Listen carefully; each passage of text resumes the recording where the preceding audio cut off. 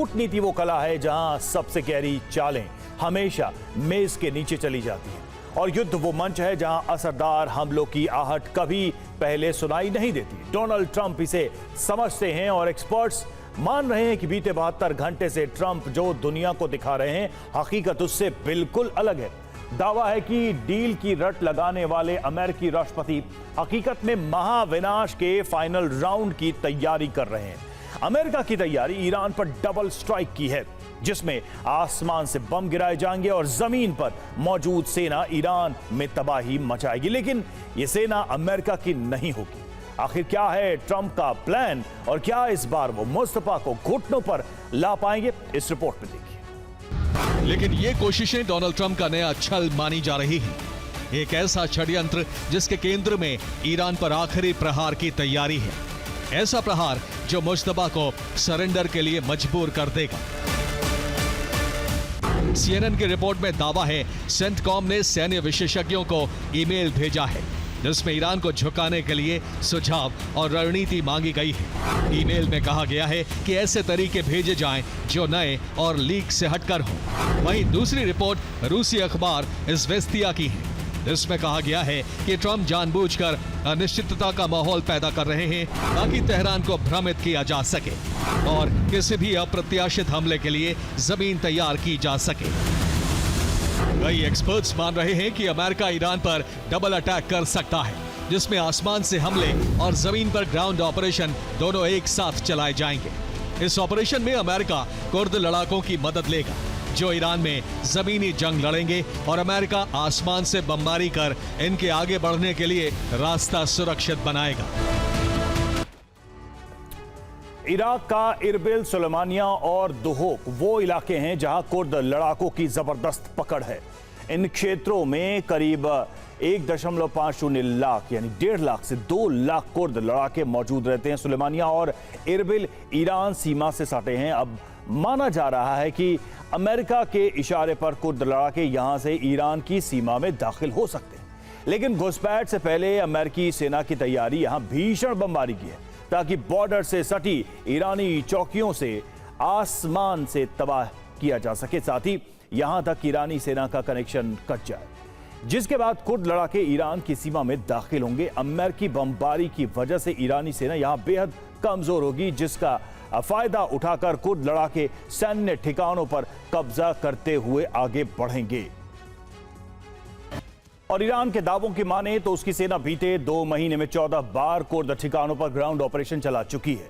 इन operations को Iran की 23वीं airborne brigade ने अंजाम दिया।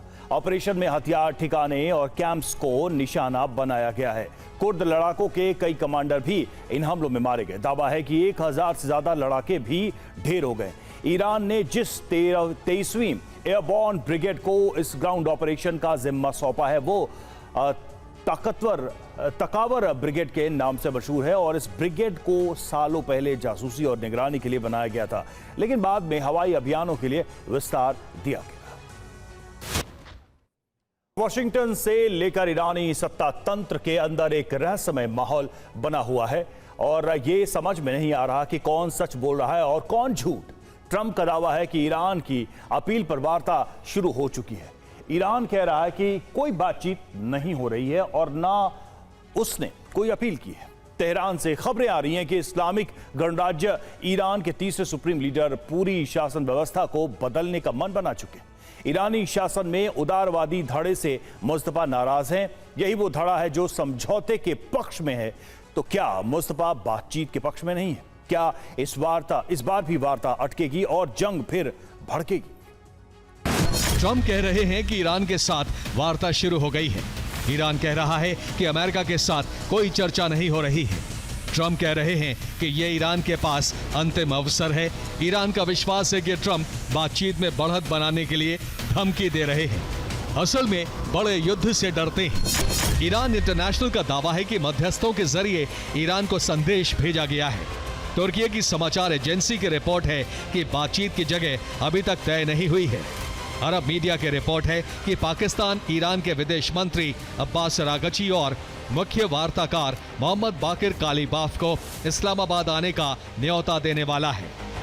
ईरान का उदारवादी गुट अमेरिका के साथ समझौते के पक्ष में है, जबकि घोर राष्ट्रवादी धड़ा चाहता है कि मौके का फायदा उठाकर हित साधने का सौदा किया जाए। ईरान की सरकार यानी पेजेश्कियान की सरकार बातचीत के पक्ष में है, जबकि सुप्रीम लीडर चाहते हैं कि अभी अमेरिका पर और दबाव बनाया जाए। ईरान इंटरनेशनल की रिपोर्ट है कि मुस्तफा खामनेई और मसूद पेजेश्कियान की मुलाकात एक कार की पिछली सीट पर हुई। रिपोर्ट में यह भी दावा किया गया है कि मुलाकात किसी सीक्रेट लोकेशन पर कराई गई। हालांकि पेजेश्कियान को मुस्तफा का चेहरा देखने की इजाजत नहीं दी गई। कार के अंदर दोनों के बीच में पर्दा लगा दिया गया, यानी पेजेश्कियान ने सिर्फ मुस्तफा की आवाज सुनी। कार के अंदर करीब 2 घंटे तक दोनों के बीच चर्चा हुई, जिसका जिक्र एक भाषण में पेजेश्कियान भी कर चुके हैं। ईरान इंटरनेशनल के सूत्रों के मुताबिक बातचीत का सार ये निकला कि पेजेश्कियान की नीतियों से मुस्तफा नाराज है। ISW की रिपोर्ट है कि मुस्तफा ने कहा है पेजेश्कियान बार बार इस्तीफे की धमकी देना बंद करें। इस बार अगर इस्तीफा दिया तो उसे मंजूर कर लिया जाएगा। पेजेश्कियान को उदारवादी धड़ा शर्तों को नरम करके अमेरिका के साथ समझौते के पक्ष में है, जबकि मुस्तफा चाहते हैं कि हॉर्मुज पर नियंत्रण स्थापित करने के लिए बड़ा प्रयास किया जाए, क्योंकि इस बार हॉर्मुज पर कब्जा नहीं किया गया तो कभी नहीं होगा। SNSC का दावा है कि Mustafa supreme national security council सहित प्रमुख शासन संस्थानों पर अपना प्रभाव बढ़ाने की कोशिश कर रहे हैं। ईरान के वरिष्ठ मुफ्ती मोहम्मद बाकिर खराजी ने दावा किया कि मुस्तफा IRGC में अहमद वाहिदी की ओर से नियुक्त किए गए चेहरों को हटाना चाहते हैं। दरअसल Mustafa Khamenei supreme national security council के वर्तमान प्रमुख मोहम्मद बाकिर जुल्कद्र को बदलना चाहते हैं, क्योंकि वो IRGC के प्रमुख अहमद वाहिदी के विश्वास पात्र हैं। उनकी जगह अपने विश्वास पात्र मेजर जनरल मोहसिन रजाई को नियुक्त करना चाहते हैं, जो पहले IRGC के प्रमुख हुआ करते थे। SNSC ईरान की सबसे महत्वपूर्ण संस्था है जो रक्षा और सुरक्षा नीतियां तय करती है, विदेश नीति से जुड़े मामलों पर फैसले लेती है, खुफिया तंत्र पर इसका नियंत्रण रहता है और संसाधनों के प्रयोग पर निर्णय लेना भी इसी का काम है। परमाणु कार्यक्रम पर फैसला भी इसी संस्था में किया जाता है। और ट्रंप ने यह कहकर हमलों को रुकवाया था कि ईरान वार्ता के लिए तैयार हो गया है, लेकिन अब तक दोनों देशों के बीच कोई बातचीत नहीं हो रही है। ट्रंप ने यह भी दावा किया है कि हॉर्मुज पूरी तरह से खुलने वाला है, लेकिन ईरान ने फिर साफ कर दिया है कि हॉर्मुज में अब पहले जैसी स्थिति नहीं आने वाली है। एक रिपोर्ट के मुताबिक ओमान के साथ ईरान की बातचीत चल रही है और वार्ता में हॉर्मुज में लगने वाले सर्विस टैक्स का भी जिक्र है। दोनों देश फैसला करेंगे कि सर्विस टैक्स से होने वाली कमाई कैसे बांटी जाए। इस पूरे मामले में अमेरिका की कोई हिस्सेदारी नहीं होगी, जबकि ट्रंप कह रहे हैं कि हॉर्मुज में सिर्फ अमेरिका ही टैक्स वसूल सकता है। ईरान ने फिर जहाज पर हमला किया है। जहाज ईरान के रूट पर नहीं चल रहा था, ओमान की तरफ से जाने की कोशिश में था। सुप्रीम लीडर के सलाहकार मोहसिन रजाई ने कहा है कि हम हॉर्मुज में ईरान के रास्ते के अलावा किसी और रास्ते को बिल्कुल भी नहीं खोलने देंगे। अगर अमेरिका हॉर्मुज में किसी गैर कानूनी रास्ते पर अपना युद्धपोत भी लाता है तो हम उसे निशाना बनाएंगे। ईरान ने ऐलान कर दिया है कि हॉर्मुज को अमेरिका की शर्तों पर नहीं खोला जाएगा। अमेरिका को समुद्र से नौसैनिक नाकेबंदी को हटाना होगा। नाकाबंदी खत्म नहीं हुई तो युद्धपोत के लिए खतरा बढ़ जाएगा। ट्रंप ने यह भी कहा है कि मैं ईरान को फीस वसूली नहीं करने दूंगा। अगर कोई फीस वसूलेगा तो हम वसूलेंगे, हमारा पूरा कंट्रोल है। रिपोर्ट के मुताबिक हॉर्मुज पर ईरान ओमान के बीच वार्ता जारी है। दोनों देश हॉर्मुज की सर्विस फीस को बांट लेंगे। ओमान ईरान के बीच 50-50 पर समझौता हो सकता है। अमेरिका हर साल अभी पैट्रियट की 600 मिसाइलें बनाता है। अब इस प्रोडक्शन को 2000 मिसाइलें करने का प्लान है। अमेरिका एक साल में थार्ड की 96 मिसाइलें बनाता था, लेकिन अब अमेरिका थार्ड की 400 मिसाइलों का प्रोडक्शन करेगा। और रूस यूक्रेन के बीच जारी युद्ध में कई बार ऐसा वक्त आया जब लगा कि यूक्रेन के पास घुटने टेकने के अलावा कोई दूसरा रास्ता नहीं बचा है। लेकिन कभी यूरोपीय हथियारों की मदद से तो कभी घरेलू हथियारों से कीव ने बार बार चौंकाया, इस बार भी चौंकाया है, लेकिन हथियारों से नहीं बल्कि रणनीति से। ज़ेलेंस्की ने नई रणनीति के तहत जो स्पेशल ऑपरेशन शुरू किया है वो रूस की अर्थव्यवस्था ही नहीं बल्कि वॉर मशीन के लिए होने वाली फंडिंग पर प्रहार वाला है। लेकिन इससे यूक्रेन को हासिल क्या होगा और क्या पुतिन इन हमलों से यूक्रेन के सामने झुक जाएंगे? जवाब इस रिपोर्ट में। नया स्पेशल ऑपरेशन रूसी उद्योगों का दहन, जिसमें कहा गया है कि इस बार सर्दी से पहले रूस को हर हाल में घुटने टेकने पड़ेंगे। रूस की सबसे बड़ी ई कॉमर्स कंपनी वाइल्डबेरीज को निशाना बनाया गया। रूसी सेना को ड्रोन और बॉडी आर्मर सप्लाई करने वाली कंपनी पर हमला हो गया। मॉस्को और लेनिनग्राद में 1 लाख वर्ग मीटर के लॉजिस्टिक सेंटर को जला दिया। ऐसा हमला जिसमें रूसी बाजार को 2.7 से 3.5 बिलियन डॉलर यानी करीब 29,000 करोड़ रुपए का नुकसान हो गया। क्योंकि वाइल्डबेरीज कंपनी रूस में सबसे ज्यादा टैक्स देने वाली कंपनी है, इस पर हमला क्रेमलिन के लिए वॉर मशीन की फंडिंग पर चोट है, जिसमें यूक्रेन की खुफिया एजेंसी HUR की स्पेशल ग्रुप 13 यूनिट ने समुद्री युद्ध के नियम ही बदल दिए। यूनिट ने पहली बार ऐसे नए मागुरा नेवल ड्रोन का इस्तेमाल किया है जो अपने ऊपर FPV ड्रोन लेकर चलता है। इन्हीं नए नेवल ड्रोन से यूक्रेन ने क्रीमिया में नए सिरे से तबाही मचाई। रूस के पॉडलेट रडार सिस्टम को नष्ट कर दिया।